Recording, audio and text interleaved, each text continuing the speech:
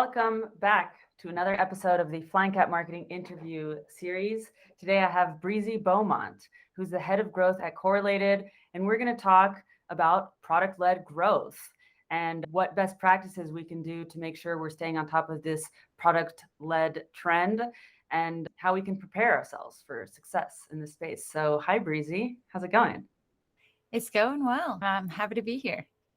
Yeah, I'm really excited. I've been following you on LinkedIn for quite some time now and learning a lot about product-led growth, which is something that I was not familiar with last year, this time last year, I would say. So for other people who are like me, walk us through the jargon, please. What does it mean to be a product-led company? What does product-led growth mean compared to sales-led or marketing-led? Tell me a little bit.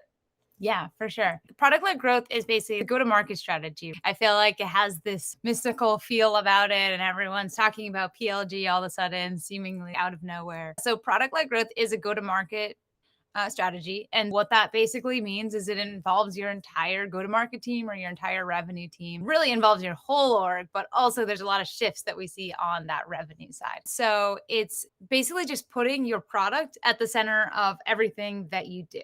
In a traditional world, we would do our marketing and our sales handoff and then hand off when the customer signs. Product-led world, you're basically letting the customer choose what's the best journey for them, how early do they want to get their hands on the product, and how can we help them be successful in the product early and often and throughout their entire customer journey. So there's a lot of different ways that you can be defined as a product-led growth company, and we can get into that. At the core of it, it's about making sure that the customer is happy, successful, letting them choose the path that's best for them, and aligning your team around that. There are a lot of people out there who say you cannot differentiate based on your product because there's just too many products out there that are exactly the same. So how does this play into this? I guess they're saying that you have to differentiate with brand or with something else other than just the product. How does that tie into product-led growth? Yeah, I still think it's both. And it always has been. You can differentiate based on brand, and even if you're not product led, and then someone's going to, at some point, get to start using your product because they became a customer, and they're going to see how it works and what they like and what they don't like and all these different things. And so in the same way that you could differentiate based on how you brand or your interaction with customers, how much handholding and all these different things that you can have as pieces of your brand, it's not just marketing, but the entire experience is part of your brand. So you can differentiate in that way, but you can also definitely differentiate in most cases in a product. There are some spaces where it's very crowded, or there are some spaces where the products are incredibly similar. So those are still, just as they are today, scenarios where you want to continue to differentiate based on your brand and the way you interact with your customers. But that being said, most products are not perfectly identical. There are different ways that they approach different problems and different ways for people to build the product in the way that works best for them and all these different things. So I guess like the short answer of that is, first of all, in most cases, I think the products are actually different, but even in a case where they aren't, we would still have different ways that we interact with the customer, and that's all part of your brand. From what you're saying, it sounds like even if there were two identical products, actually being product led would create a totally different experience for the person using it, because there might be one of them who gets to start using the product from the very beginning and the other one who still needs to get on demos and talk to people, and they have a barrier between them and the product. Even if they were both the same, the experience is different. Yeah, definitely. You're letting the customer, the prospect, choose which path is best for them. Something that's really interesting about product-led growth is that we've seen a few examples of companies who are really the smaller players getting into a very well-established category, but this very well-established category doesn't have any existing product-led players in it. So they're coming in as a product-led growth company, letting people use their product, and maybe they have a freemium or free trial set up. And by doing this, they've been able to disrupt the market. So even if there are two seemingly identical products, if one has a product-led growth motion, the user base of that is likely to be much higher. So you recently said on LinkedIn that PLG is not a replacement for sales or marketing, but instead it shifts the way we market and sell in favor of the customer experience, which kind of plays on what we were just saying. You let them choose the path that's best for them, either if they want products first and then a demo, or demo first and then a product, and so on. with this in mind, where does marketing sit in a product-led company?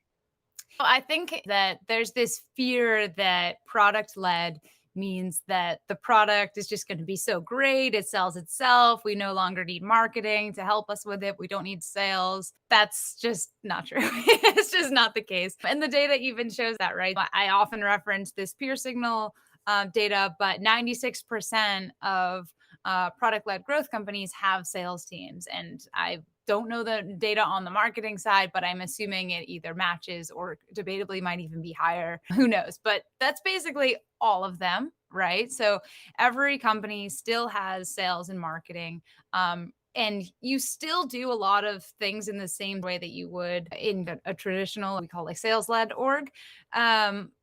But you basically get the benefit of both sides. So you get the benefit of your traditional model, which is leads to MQL to SQL, SAL, opportunity, blah, blah, blah. And there's your whole kind of like classic marketing funnel today or sales funnel today. But then on top of that, in this product led model, you also get the introduction of PQL. And that's not just one definition. So instead of where we have an MQL and then they like move out to something else. PQLs instead are actually throughout that customer journey. So it could be when they sign up and do a certain XYZ inside of your product or invite another user, now they're a PQL.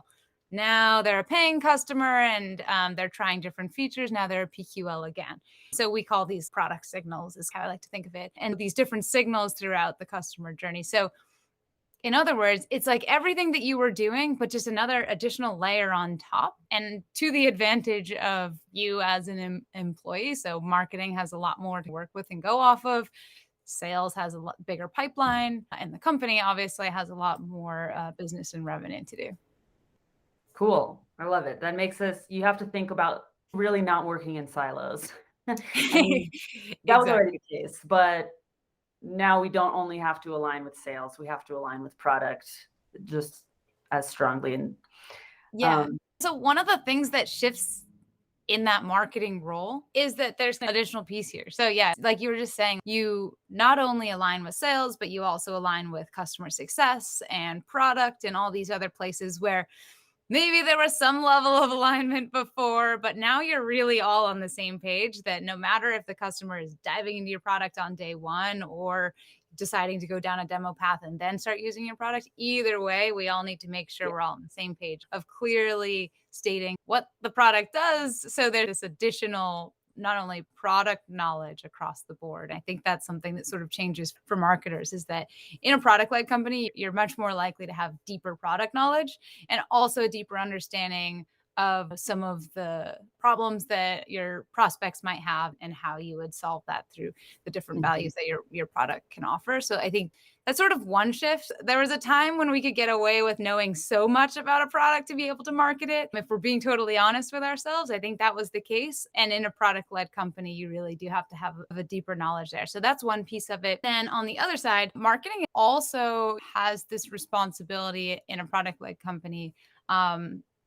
That they're also responsible for product virality. So if we think of product virality, network effects, whatever you want to call it, if you think of a company, for instance, like Calendly, I sign up for an account. If I want to send you my calendar, now you're seeing Calendly and Yeah. you're booking through there. Now you're getting an email from Calendly. So that's that virality piece where we're all seeing it. And this can work in a lot of different forms, depending on what your company is and what your product is. I've also seen it in for invoicing software companies and putting their little logo at the bottom. There's a lot of different ways to go about it, but I think that's also an additional role that marketers have in product-led companies. But it becomes really involved with the product because if I were part of the marketing team or even an outsource, like if you're working with an agency, I can't really say, okay, I'm going to actually add all of these things to your product. You have to shift the whole way that the product works. Yeah, I've seen some examples of companies who have growth engineers or product led growth engineers. So there are some scenarios where I'm seeing companies having it's almost like they're like the in between, that they're like the translator between the two. So it's not just engineers focused on the product, but engineers specifically focused on these virality and other pieces of Mm. the product led piece of your product. So, how can we better prepare ourselves for success in a product led world or a product led company?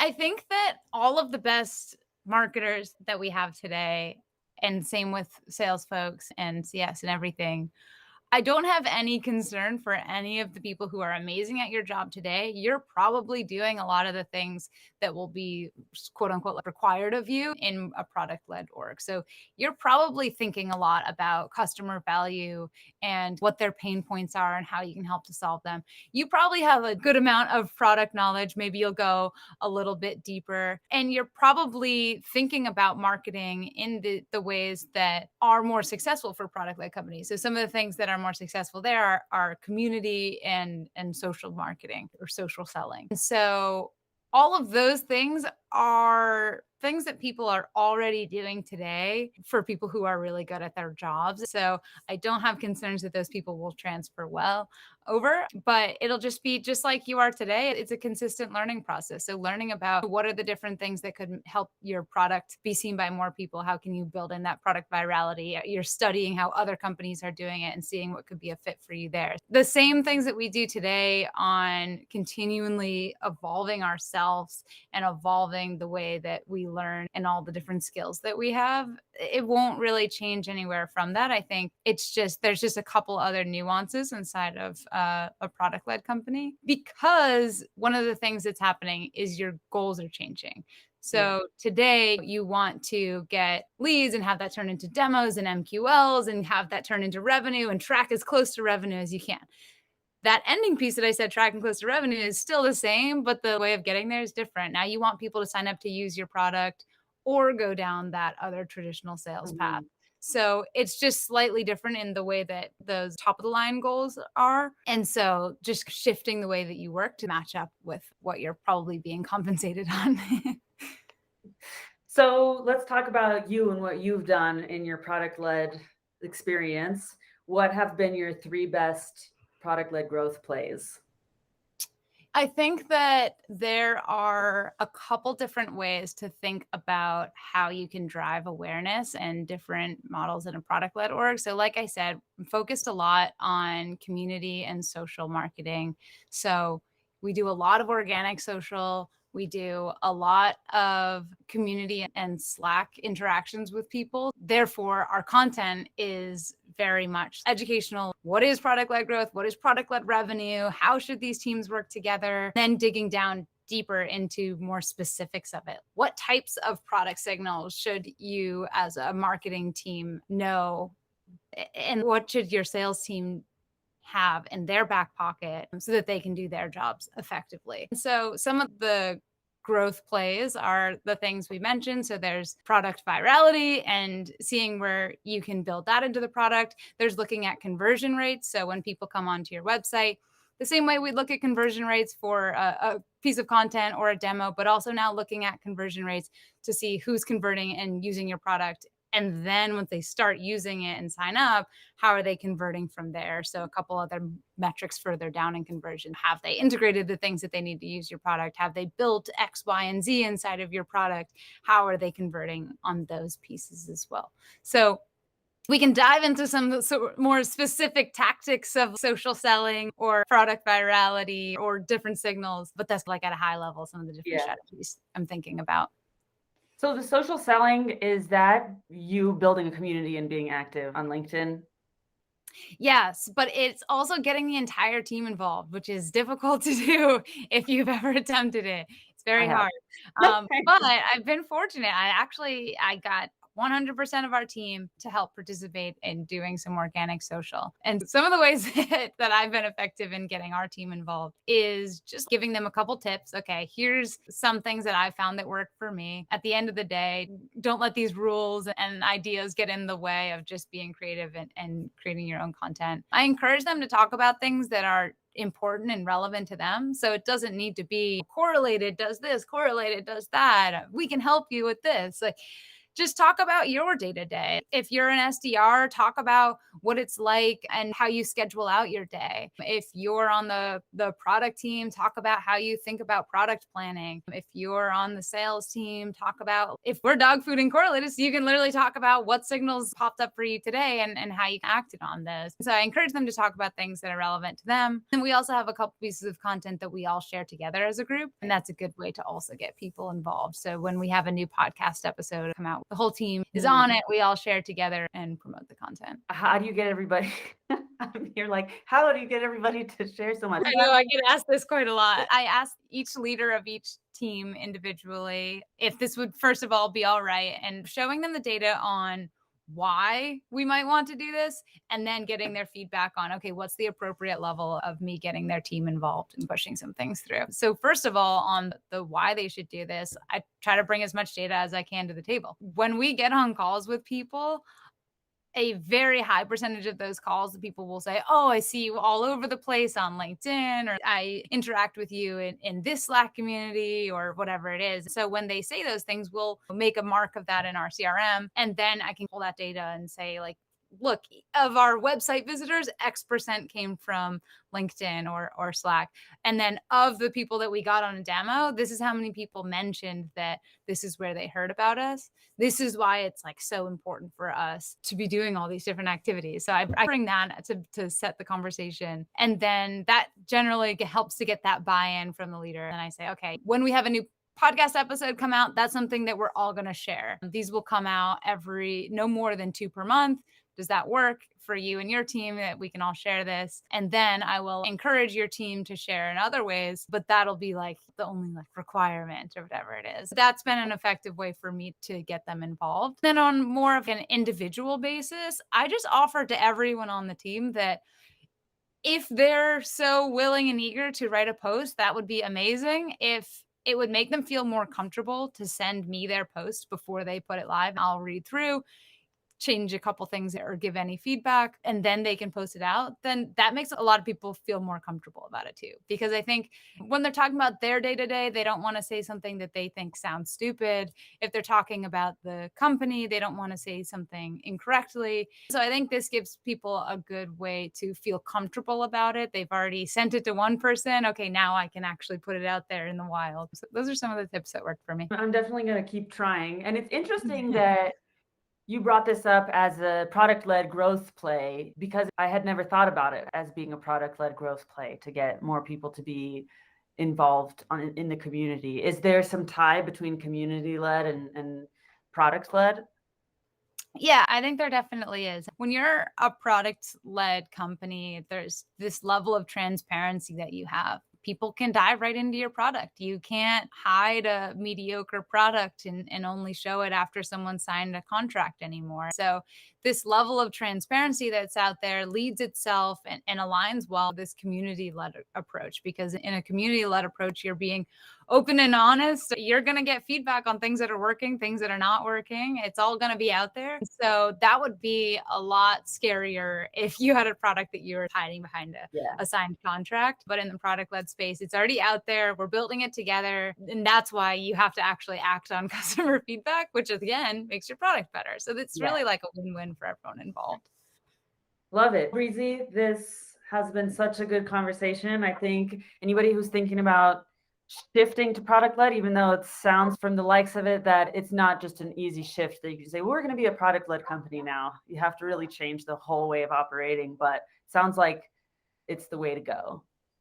Yeah, I always encourage people to do smaller tests. And that's a good way to figure out where there might be some bumps in the road and things you could improve on. I like the motto of just put a button on the website and see what happens. That's that startup mindset in me. If you just put it on and see who signs up to use your product, you can always do it manually, add accounts and things for them, but it'll teach you so much about how your product works, how the onboarding is, what the experience is like. Obviously, I'm a huge proponent, so I'm going to say go for it. Yes. Love it. Well, thank you so much for your time. Anybody who enjoyed this should definitely connect with Breezy on LinkedIn. She posts very high value content very regularly. Breezy, is there anything else that you would like to share? The white paper, something you want somebody to check out?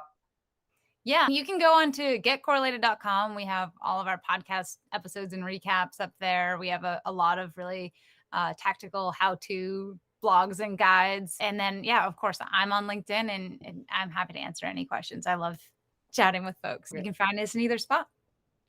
Thanks so much. For whoever is watching or listening to this episode, please leave a comment below and let us know you watched it. Let us know what you thought about it. Give it a like, subscribe, share with your friend or family or dog. Thank you so much. And thank you, Breezy. Of course. Thanks for having me.